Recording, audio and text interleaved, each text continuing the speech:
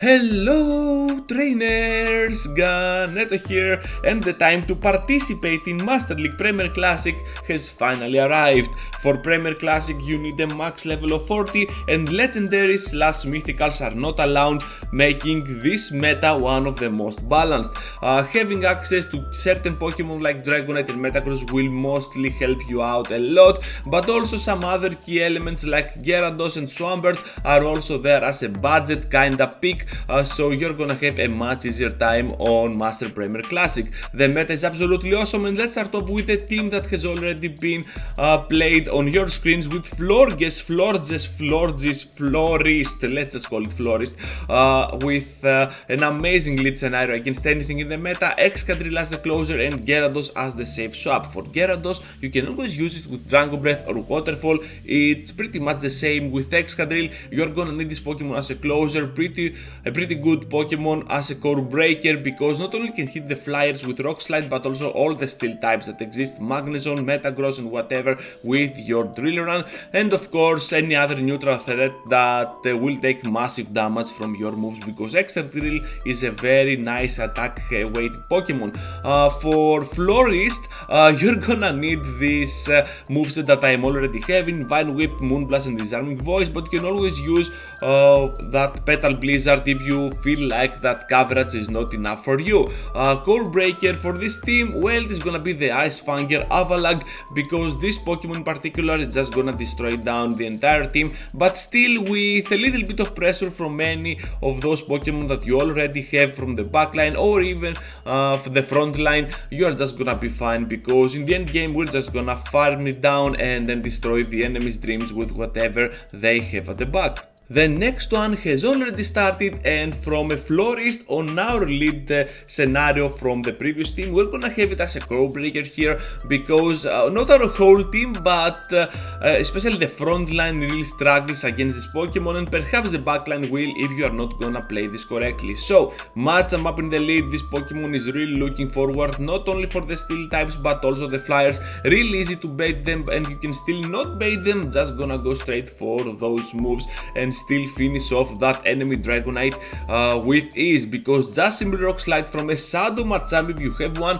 it's just gonna destroy it down. A Gyarados as well, something like a Metagross, if you have close combat like I do, you can easily block once, charge up to a double close combat and still win this matchup. Use Cross Chop if you want a spammier moveset, but I prefer close combat for that particular lead scenario against the Metagross. Mamoswine is gonna be the closer because it hits hard, it has access to an amazing moveset, and even against any neutral or super effective opponent that the opponent is super effective against you, you are still gonna provide tons of coverage with your charge attacks. And of course you can see that Walloon is gonna be the safe kinda switch. It is gonna be an APB team with the double B Ice at the back, and Walloon is a spammy Pokemon, really adds a lot of pressure to the enemy, and also has access to Earthquake, which as you're gonna see, it is gonna be super useful against that weakness that we have against the Magnezone. Core breaker for this team, as we said, the Florist is just gonna add up to a very nice Pokemon for that Machamp scenario matchup, because not only it's just gonna resist the fighting moves, but also it's just gonna provide a lot of damage with that fairy typing move. Vine Whip can help with the backline, so it is kind of a core breaker, but not that much. You can still pressure down this Pokemon in the end game, so with proper rotation I would not be that much afraid of Florist. This may be the team that you were waiting for, because we're having Metagross up in the lead, the king of the meta, followed up by Snorlax as a safe switch and Gyarados as the closer. You can always use the safe switch Gyarados, because this is gonna be a very safe team. I really recommend to you trainers. Metagross is gonna cover all those fairy types with ease, is gonna have a great matchup against any neutral threat, and its only weakness is gonna be with Shield Zap, of course, Excadrill, Swampert and Garchomp. So with those Pokemon aside, I think that Metagross is just gonna dominate the league. Even against Gyarados, you can still go with heavy damage against that Pokemon, either on the end game or the early game. Metagross is just gonna prove to be a very nice asset for your team. You can use, as I said before, your Gyarados with both Dragon Breath or Waterfall. For this team I prefer Dragon Breath because I want to pressure down certain things, and my Snorlax I preferred with Earthquake over Superpower, Flamethrower, because as a safe switch, not a lot of players are gonna expect that Earthquake, and you can still get some free energy, even a little bit of leaks worth of energy on your Snorlax and still nuke down the enemy. So the Core Breaker is gonna be mad jump, not because you do not have enough answers against that Pokemon.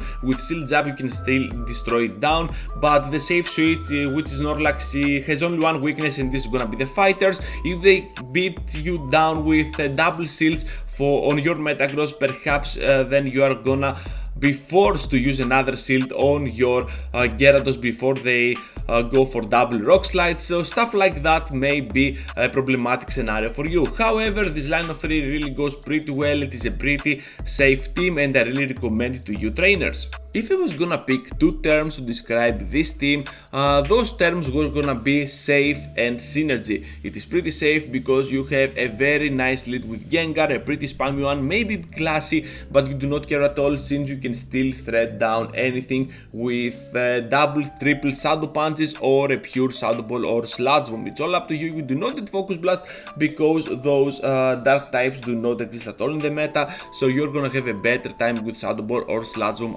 as your second move. Synergy because not only your Gengar and Togekiss will protect that Empoleon from the fighters, but also that Gengar and Empoleon will protect that Togekiss from any steel type out there, since you can provide a lot of coverage against the Metagross, dealing super effective damage or getting resisted damage with those Pokemon. Also, Togekiss I prefer it as a closer because you can pressure down the enemy a lot with those charms back to back all the time, and still you can go for a finishing move if you can play it right. And the Core Breaker for this team is gonna be Magnezone. Magnezone has a chance to finish off Gengar, but I would not be that much worried about that, but also has a lot of play against the backline. This is where I'm worried about, because a simple Wild Charge can simply destroy down Empoleon, and a simply Wild Charge is also gonna destroy down with ease that Togekiss. One good thing about this is that Magnezone is pretty classy, so waterfalls